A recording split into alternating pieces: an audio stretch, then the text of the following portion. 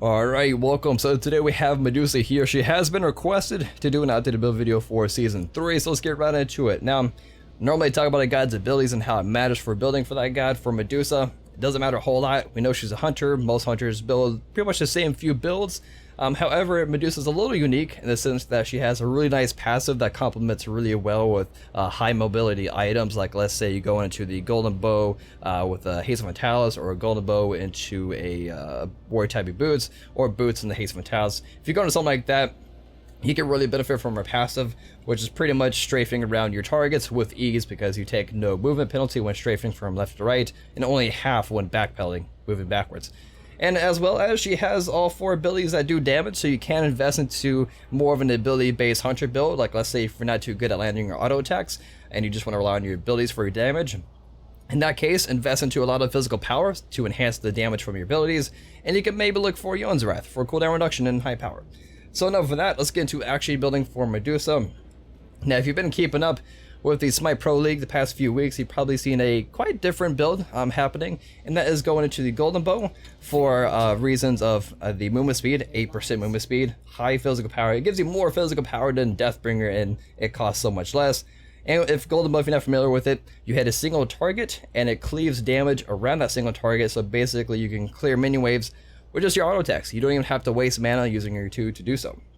After this point, most hunter, like a standard hunter build, you definitely have attack speed and obviously life steal, so you can sustain yourself, because most hunters, they can't heal themselves with their abilities, only maybe like AMC and Cupid. So going to the Devourer Gauntlets right after the golden bow allows you to start building stacks as soon as possible. One of the known downsides for Devourer's Gauntlet is the stacking takes quite a while, so if you invest into this item too late, you won't be able to benefit from the full stacks for that long of a period of time. So with 75 stacks, it's definitely good to get this early on, and then after this, you often see going into the haste of Mentalis. So to start like this, you ensure you have a good amount of physical power. You have the same movement speed as you would normally have if you went to boots, between haste of Mentalis and golden bow. Golden bow 8%, haste of Mentalis 10%, and if you go to normal boots, it's 18%. So it's like having boots, but you have more physical power. You have easy clears with your golden bow procs, or the golden bow passive rather, and then with haste of Mentalis, you can freely move while attacking your targets, and you have no movement penalty when you're attacking. So easily strafe around your target between this and your passive, and you have lifesteal in your build, and you can start getting stacks sooner because you win it as your second item. After this point, it's pretty common to still go into Ken size. Overall, it's been a really core item for all hunter builds throughout the entire Season 3.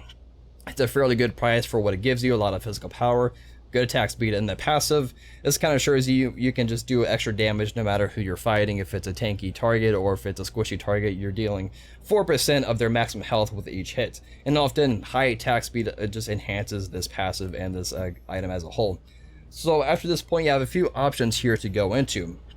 Now, if you are dealing with a lot of tanky targets, or let's say like mages that are even building physical protections like Breastplate of Valor, wherever the case may be, like you need penetration, the best penetration item to go into honestly is the Titan's Bane. It allows you to have the 33% physical penetration, which is really good against structures like maybe towers and phoenixes and fire giants, things like that.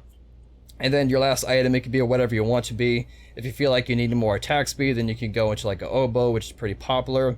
If you need more pen or power or whatever the case may be, you can probably look for a crusher or a brawler's beatstick.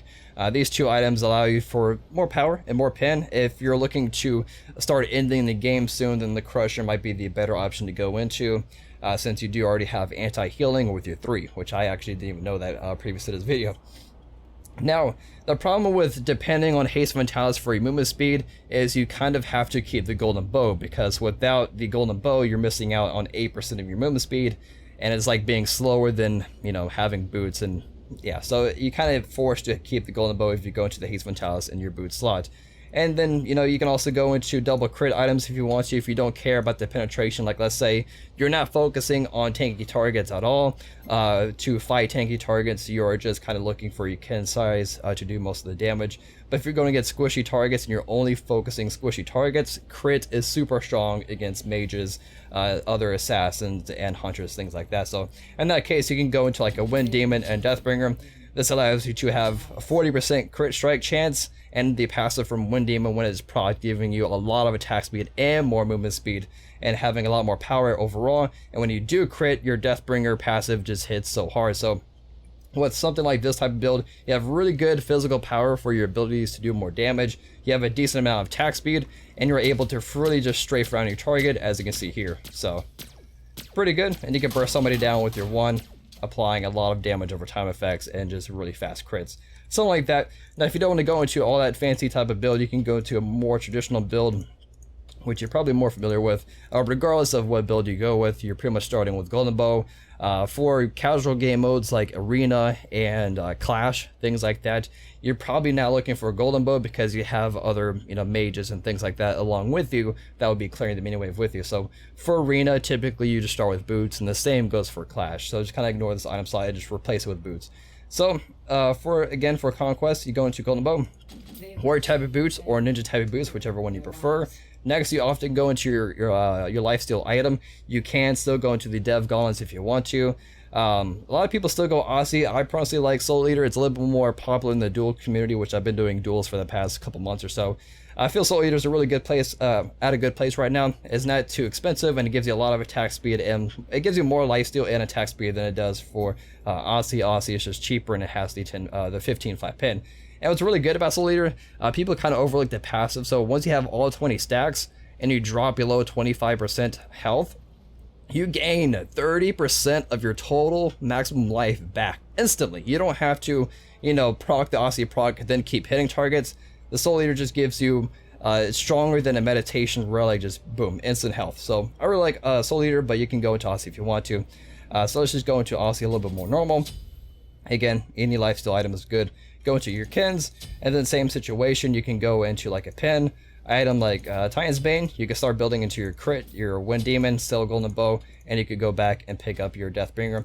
So with Hunters right now, I feel like they're in a pretty good place where there's a nice variety of different builds you can go for Hunters, which is pretty good because in the past, like season 0, 1, and 2 even, you pretty much just stuck to like the same build overall for all Hunters. So again, I won't be able to cover every single possibility that you can go into for a build for Hunters. These are just kind of sort of the basic things to understand for Hunters. And then as far as relics, you can go into whatever you need to. For Assault, you're probably looking for Meditation. If you don't want to use your ultimate to be CC immunity, you definitely go into the Purification. Sprint's really good as well, so between your Sprint and your 3, you can just chase down targets with ease. And yeah, that pretty much wraps up for the video today. Hopefully it gives you some ideas and things like that, some items to look forward to for building your own build. And yeah, thank you guys so much for watching, and I'll see you guys next time. Peace.